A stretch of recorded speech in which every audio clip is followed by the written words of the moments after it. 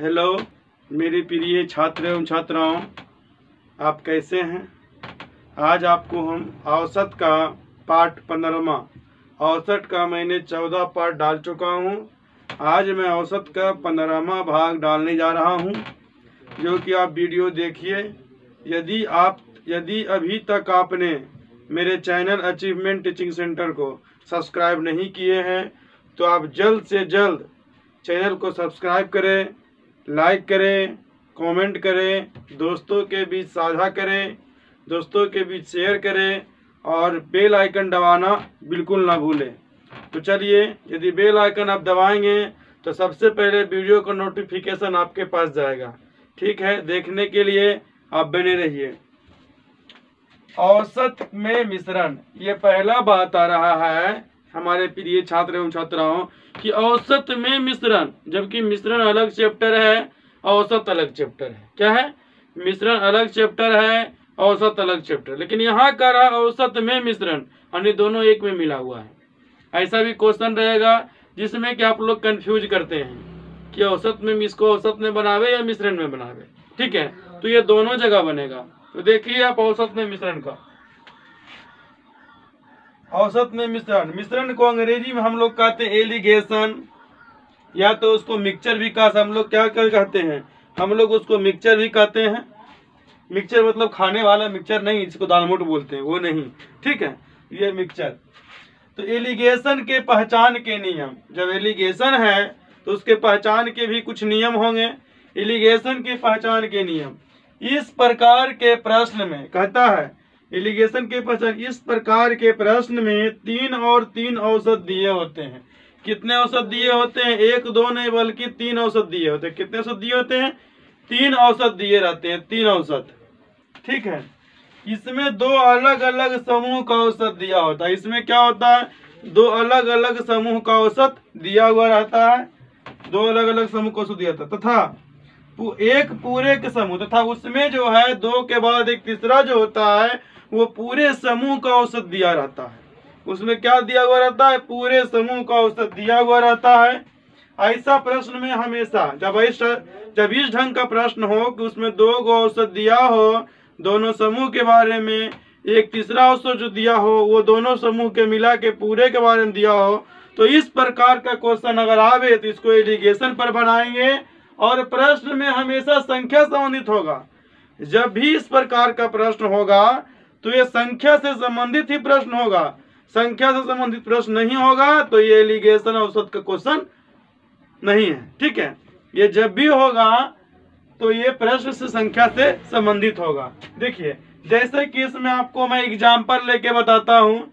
Example के तौर पे ये क्वेश्चन लिखा हुआ है, किसी कार्यालय में कर्मचारी का औसत वेतन, कोई भी कार्यालय है, एसपी कार्यालय हो, डीएम कार्यालय हो, स्कूल का कार्यालय हो, कोचिंग का कार्यालय हो, किसी का भी कार्यालय हो सकता है ना, कोई भी कार्यालय। किसी कार्यालय में कर्मचारी का औसत वेतन 1800 रुपया है। मतलब 5 गो स्टाफ, 10 गो स्टाफ, 20 गो स्टाफ, 50 गो, जितना भी स्टाफ रहे उसका औसत मासिक वेतन जो है, औसत वेतन 1800 रुपया है।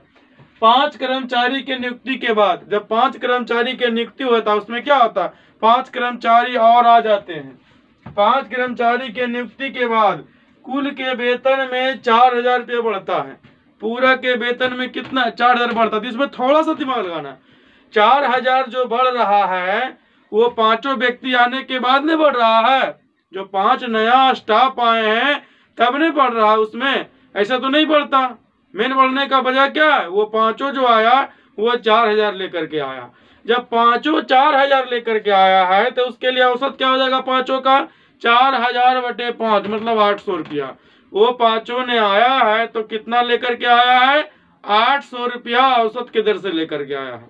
ठीक है, 4000 रुपये बढ़ जाते हैं तथा औसत वेतन में 200 रुपये घट जाते हैं। देखिए, वहाँ 1800 था, यहाँ 800 लेकर आया, तो वास्तविक के बाबू औसत वेतन तो घटेगा ही। तो यहाँ औसत वेतन क्या हो रहा है? घट रहा है, घट जाता है। औसत वेतन में 200 घट जाता है। तो बोल रहा है उन कर्मचारियों की संख्या ज्ञात करें। अब क्या निकालना है? पूरे कर्मचारी की संख्या निकालना है। ठीक है, तो इसमें लिखिए इधर पहले कर्मचारी जो होगा, पहले कुछ कर्मचारी था बाद में कुछ कर्मचारी आया ने। क्वेश्चन में फिर से क्वेश्चन देख के ध्यान से बनाइए। किसी कार्यालय में कर्मचारियों का औसत वेतन, किसी कार्यालय में कर्मचारियों का औसत वेतन कितना है? 1800 रुपया। चलिए यहाँ पर लिख दीजिए, पहले 1800 था, 1800। अब कर 5 नए कर्मचारी के नियुक्ति के बाद 5 वो कर्मचारी जो आया है नियुक्ति, वो 4000 रुपया लेकर आया है। 4000 बटे 5 मतलब कितना? इसका औसत है 800 रुपया। इसका औसत कितना है? 800 रुपया। कब? जब नया कर्मचारी आया, बाद में मतलब क्या? नया कर्मचारी, यहाँ पे नया कर्मचारी आया है, नया कर्मचारी। अब कहता उसके बाद तथा 4000 रुपये बढ़ जाते हैं, तथा औसत वेतन में 200 रुपये घट जाते हैं। पहले औसत वेतन कितना था? 1800 रुपया था न, अब कितना घट रहा है? 200 रुपया। तो यहाँ बीच में आपका कितना हो गया? 1600। अभी कितना हो गया? 1600। तब इधर निकालने के लिए तिरछा तिरछी हम लोग अंतर करते हैं। क्या करते हैं? इसमें अंतर करते हैं। तो 800 1600 में कितना के अंतर है? 800 का। 800 और 1600 में कितना का अंतर है? 800 का। इधर देखिए 1800 और 1600 में कितना का अंतर है? 200 का। 1800 1600 में कितना का अंतर है? 200 का। अब 2 शून्य कट गया, 2 चौका 8। इस तरफ 4 है, इस तरफ 1, मतलब 4:1। आपका जो अनुपात आ गया, ये आपका क्या आ गया? 4:1। क्या अब क्वेश्चन में कहता है क्या? तो उन कर्मचारियों की संख्या क्या है? अगर कुल कर्मचारी आपका पूछ लिया तो कुल कर्मचारी नया कितना आया था? 5। अभी कितना आया? 1। अब कुल कर्मचारी निकालना है तो 4 1 5 यानी 5 5 25 यानी 25 कर्मचारी आपका आंसर हुआ। चलिए फिर से एक बार देखते हैं, क्या करेंगे? एक बार इसको फिर से देखते हैं। कहता है किसी कार्यालय में कर्मचारियों की औसत वेतन 1800 रुपया है। कोई कार्यालय, इसमें कर्मचारी का वेतन 1800 रुपया, हमको पता नहीं कितना कर्मचारी है। 5 कर्मचारी के नियुक्ति के बाद 5 कर्मचारी की और नियुक्ति कर दी गई है, तो वेतन में 4000 रुपये बढ़ गया है। 4000 बढ़ जाना मतलब वो पांचों जो है 4000 लेकर के आया है। पांचों क्या? 4000 लेकर आया।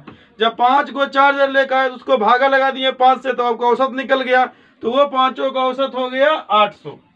वो पांचों का औसत क्या हो गया? 800। तथा औसत वेतन में 200 रुपया घट गया। औसत वेतन की वेतन कितना था? 1800 रुपया। 200 घट जाएगा, कितना हो जाएगा? वो 1600 रुपया। तो यहाँ देखिए पहले 1800 था, कुछ कर्मचारी का 5 नया कर्मचारी आया, आने से 4000 बढ़ गया। 4000 बटे 5 ये नया का हो गया औसत 800 रुपया। ये 1800 या 800 तिरछा तिरछी करते हम लोग अंतर करते हैं, तो 800 में 1600 का अंतर कितना? 800 के। अब ये 1800 1600 में अंतर कितना के? 200 के। 2 शून्य इधर, 2 शून्य इधर कट गया, फिर 2 चौका 8 कट गया, 4:1। अब करा 5 नया कर्मचारी के लिए कितना रेशियो है? 1। तो 5 के तुलना 1 से, और कुल कर्मचारी की संख्या कह रहा है ना, क्या कह रहा है? कुल कर्मचारी की संख्या। तो 4 1 5, 5 से गुना कर दिए, 5 बचे 25। आपका कितना आ गया? 25 कर्मचारी। अभी जो है मैंने इसके पहले क्वेश्चन और बताया था जो कि रूल के साथ, और ये क्वेश्चन भी उसी प्रकार का है। मैं ये नहीं चाहता कि हमारे विद्यार्थी को किसी प्रकार की परेशानी हो, इसलिए मैं एक और क्वेश्चन का संग्रह लाया हूँ। आप इस क्वेश्चन को देखिए और समझिए। क्वेश्चन कहता है किसी विद्यालय में शिक्षकों का औसत वेतन 19000 रुपया है। कुछ शिक्षक थे जिसका औसत वेतन आपका 19000 रुपया था, ठीक है। और 9 नए शिक्षक के बहाली हो जाने के कारण, अब 9 नए शिक्षक की बहाली हो जाती है। 9 नए शिक्षक की बहाली हो जाने के कारण 4500 रुपये की वृद्धि हो गई। आपको 4500 रुपये की वृद्धि हो गई 9 नए शिक्षक के लिए। यानी 9 नए शिक्षक 4500 लेकर आए हैं, तो 4500 के अगर 9 से भागा लगाएंगे तो एक शिक्षक का औसत क्या हो जाएगा? 5000 रुपया। सॉरी, अगर 45000 है तो 5000 रुपये, अगर 4500 था तो 500 होता, क्या? ठीक है, तो 45000 है तो 5000 रुपया। अब कह रहा है हो जाती है। पूरे औसत में 3000 की कमी आती है। पूरे औसत पहले 19000 थे, अब 3000 की कमी आ जाएगी, तो औसत कितना हो जाएंगे? 16000। तो विद्यालय में कुल कितने शिक्षक हैं? तो इसमें देखिए आपके पहले कुछ शिक्षक थे, कुछ उसके बाद में शिक्षक, बाद में शिक्षक मतलब नया वाला शिक्षक, ठीक है। जब पहले शिक्षक जो थे उनका पेमेंट कितना था, 19,000। बाद में आए तो 45,000 लेकर के आए 9, तो 9 × 45 यानी कि 5,000 रुपया नया शिक्षक के। अब ये दोनों के बीच जो है, अब इन दोनों के बीच देखिए, यहाँ पे थोड़ा लाइट इफेक्ट आ रहा है, इसलिए थोड़ा ऊपर हम लिख रहे हैं। देखिए तो ये जो है आपका कितना है, 19,000 रुपया है। और ये जो आने से 9 शिक्षक आने से 3,000 की कमी हो गई है, मतलब आपको हो जाएगा 16,000 और ये हो गया आपका 5,000, ठीक है। अब देखिए 19 में 16 जाएगा, कितना बचेगा आपका, 3,000। 3,000 बच गया आपका। इधर देखिए आपका 16 में 5 गया, आपका अंतर आ गया 11,000 की। इससे 2 शून्य आपका कट गया, 2 शून्य आपका कट गया। अब कहता है विद्यालय में कुल कितने शिक्षक हैं, कुल शिक्षक के लिए देखिए नया शिक्षक कितना आए थे, 9। नया शिक्षक कितना आए थे, आपका नया शिक्षक आए थे 9, और ये कितना है 3। कुल शिक्षक के लिए 11 और 3 14, इसको काट दीजिए, 3 तिया 9, 4 तिया 42। टोटल शिक्षक कितने हो गए आपके, 42। टोटल शिक्षक कितने हो गए आपके, 42। तो ठीक है, एक बार फिर से आप देखिए, कर है क्वेश्चन, किसी विद्यालय में शिक्षकों का औसत वेतन 19,000 रुपये है।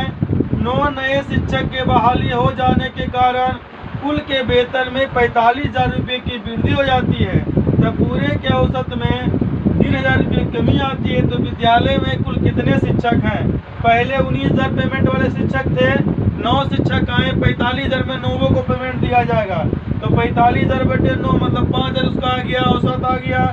और कह रहा है इन शिक्षक आने से जो है 3,000 की कमी हो गया, तो 19,000 में 3,000 कमी आया, तो आपका 16,000 और 5,000 को 16,000 से अंतर कीजिए, 11,000, 19,000 को 16,000 से अंतर कीजिए, 3,000। 2 शून्य से 2 शून्य कट गया। कुल शिक्षक बोल रहा है, कुल शिक्षक के लिए आप नया 9 लाए हैं, लेकिन यहाँ कितना रेशियो माना है, 3। तो रेशियो का क्वेश्चन है, दिए की तुलना दिए से, जिसे निकालना है उसे गुना करेंगे।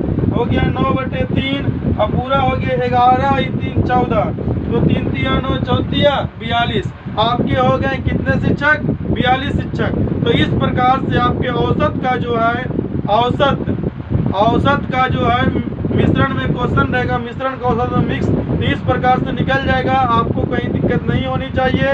तो ठीक है, यदि हमारे प्रिय बच्चों जो देख रहे हैं, प्रिय बच्चे हों, साथीगण हों, जो भी हों, उनसे एक मेरा निवेदन है कि यदि आप अभी तक हमारे चैनल को सब्सक्राइब नहीं किए हैं तो जल्द से जल्द हमारे चैनल को सब्सक्राइब करें, लाइक करें, दोस्तों के साथ साझा करें और कमेंट करें।